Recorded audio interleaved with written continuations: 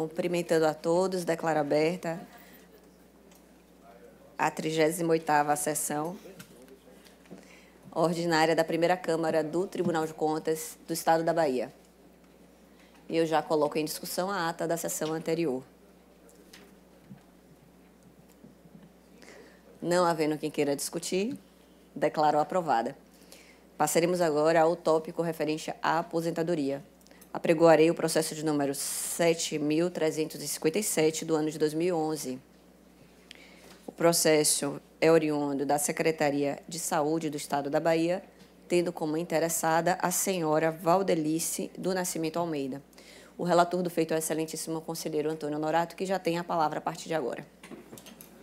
Pois não, presidente. Relatório publicado, com os pareceres dos órgãos técnicos, eu vou ao voto.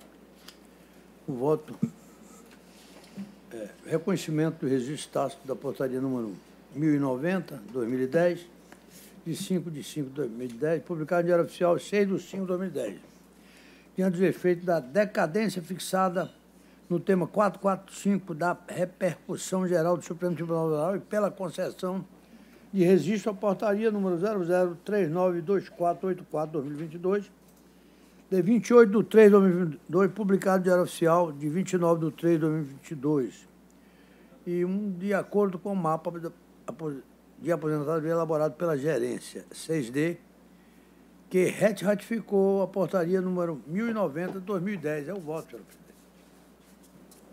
presidente. Em discussão. Não havendo quem queira discutir, declaro aprovado. Vossa Excelência confere?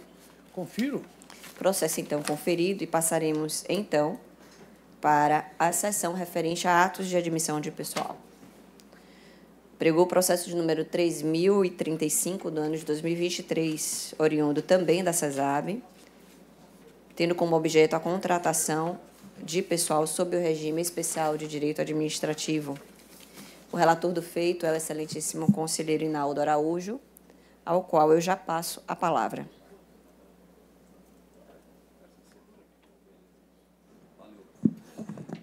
Eu agradeço, senhora presidente, uma saudação toda especial à Sua Excelência, ao Conselho Castro Neto, à secretária, a nossa doutora representante do Ministério Público de Contas, senhoras e senhores presentes.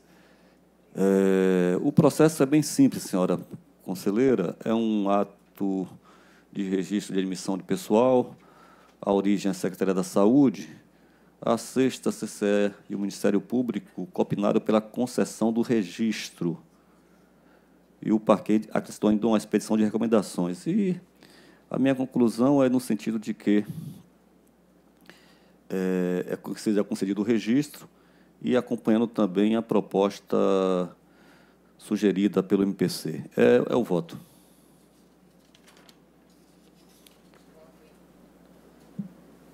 Voto em discussão. Voto em discussão. Não havendo quem queira discutir, declaro aprovado. Vossa Excelência confere? Confiro sim, Excelência. Processo conferido, e nós agora passaremos ao último tópico da pauta de hoje. Recursos estaduais atribuídos a municípios.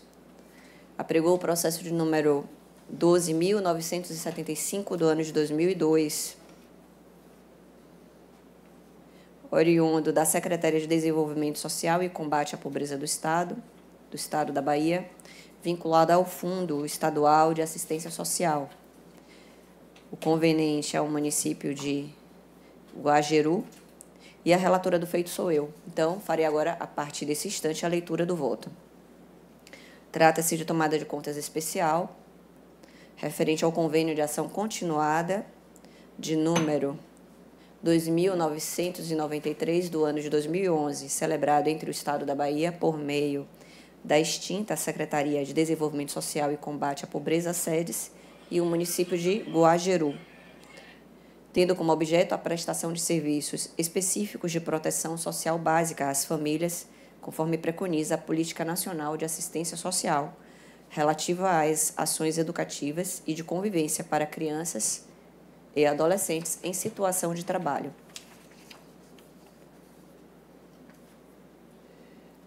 Conforme consta do relatório, a 2ª Coordenadoria de Controle Externo opinou pela desaprovação das contas com imputação de débito ao senhor Jorge Ubirajara Marques de Souza, ex-prefeito do município citado, no valor de R$ 26.057, além da aplicação de multa e expedição de determinações à Secretaria da Justiça e Direitos Humanos e Desenvolvimento Social.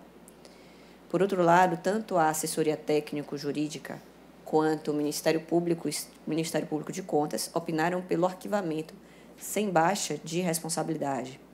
Adicionalmente, o MPC sugeriu a expedição de determinação à Secretaria, bem como opinou subsidiariamente pela prescrição da pretensão reintegratória, e por isso sugeriu que se dê ciência ao titular da Secretaria quanto ao teor da Resolução Normativa de número 74 do ano de 2023, editada por este respeitável tribunal.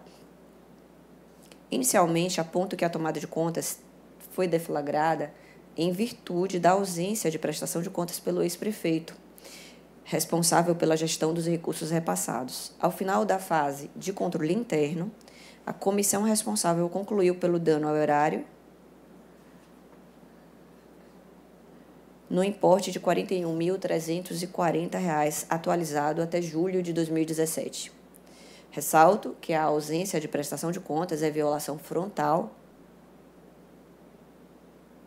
e de elevada gravidade aos preceitos da Constituição da República e também ao ordenamento jurídico aplicável a este tribunal, o que enseja a desaprovação das contas e também a imputação de débito nos termos do artigo 24, inciso 3º e também 34 da Lei Orgânica desta Casa. Contudo, sobreveio aos autos a informação de que o ex-prefeito do município conveniente faleceu no curso do presente processo, em 16 de abril de 2021, antes, portanto, da expedição da notificação, que aconteceu apenas em 15 de maio de 2023. Soma-se ainda o fato de que o ex-prefeito também não foi validamente cientificado na fase do controle interno, como bem destacado pelo MPC e também pela ATEG, em virtude do longo período decorrido desde o término da validade do convênio, 31 de dezembro de 2011, até a primeira notificação, 15 de maio de 2023, e considerando ainda a ausência de notificação válida e eficaz que permitisse o exercício do contraditório e da ampla defesa, eu entendo que a imputação do ônus probatório da regularidade das contas aos herdeiros e sucessores do gestor falecido é medida desproporcional e inadequada. Friso que, embora o óbito do gestor não impossibilite por si só que este Tribunal de Contas exerça as suas funções julgadora e ressarcitória, inviabilizando-se tão somente a função sancionatória, dado o seu caráter personalíssimo, no presente caso fica evidente a impossibilidade de prosseguimento regular ao feito, sem que se afronte os princípios constitucionais já mencionados, revelando-se inócua para fins de saneamento da sobredita ilegalidade a notificação do espólio ou dos herdeiros sucessores do decujus. Com efeito, entendo que o processo deve ser arquivado sem baixa de responsabilidade, aplicando-se ao caso, por analogia, o posicionamento adotado pelo Tribunal de Contas da União e também já seguido por este Tribunal de Contas. Apesar disso, a instrução processual aponta que, no caso concreto, houve um longo tempo decorrido para o processamento da tomada de contas especial na sua fase interna, o que é preocupante, sobretudo, diante do entendimento do Supremo Tribunal Federal, que consolidou a interpretação do alcance da cláusula constitucional da imprescritibilidade como limitada aos atos dolosos de improbidade administrativa, indicando, portanto, a prescritibilidade da pretensão punitiva e ressarcitória pelos tribunais de contas. É o tema de número 899 de repercussão geral. Consequentemente, este Tribunal de Contas editou a resolução de número 74 do ano de 2023, que regulamentou as regras observadas para os casos em que haja incidência das pretensões, da prescrição das pretensões punitiva e ressarcitória no âmbito dos processos de controle externo, dos processos de contas. Assim, verificada a falha no controle interno do órgão concedente, que ensejou um enorme lapso temporal pela conclusão da tomada de contas, fato que pode acarretar a prescrição das pretensões, como já dito, mostra-se pertinente, no meu modo de ver, a expedição de recomendação para que haja a observância dos prazos de tramitação dos processos, ressaltando-se que, na forma do artigo 74, parágrafo 1º da Constituição Federal, combinado com o artigo 8º, parágrafo 1º da citada resolução, a autoridade administrativa competente ou o agente público no exercício da atividade de controle interno pode ser responsabilizado pelo prejuízo causado em razão da prescrição. Sem prejuízo, pertinente também a expedição de recomendação à Secretaria com o objetivo de que se adote providências para o aperfeiçoamento do controle sistêmico dos seus procedimentos internos.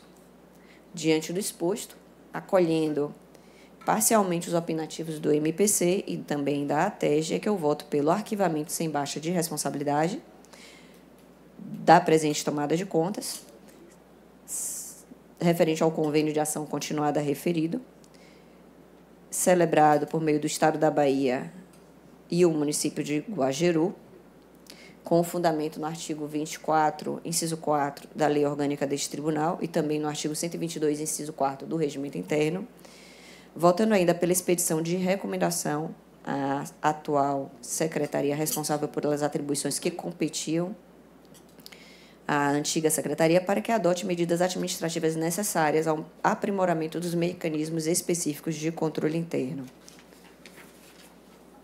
Voto ainda pela expedição de determinação para que de recomendação, para que a secretaria atual adote as providências que entender cabíveis para evitar a ocorrência da prescrição nos processos submetidos ao controle interno do órgão. É esse o voto, senhores, e eu já agradeço a atenção de todos. O processo está em discussão.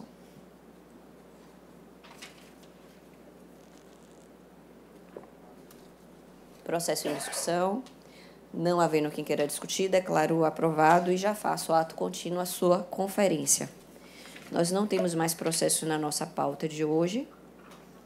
Eu pergunto, no que ocorrer, se alguém gostaria de se manifestar.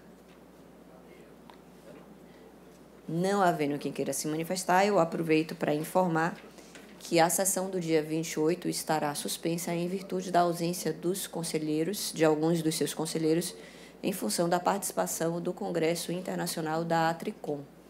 Então, diante da ocorrência do evento, que é bastante significativo no ambiente do sistema de controle externo, é que eu determinei a suspensão da próxima sessão com a aderência dos pares. É na próxima semana ou na outra? Perdão, dia 28. No dia 21 nós teremos sessão. Está, então, suspensa a sessão do dia 28. Mais alguém gostaria... Dia 28. Do dia 28. Mais alguém gostaria de se manifestar?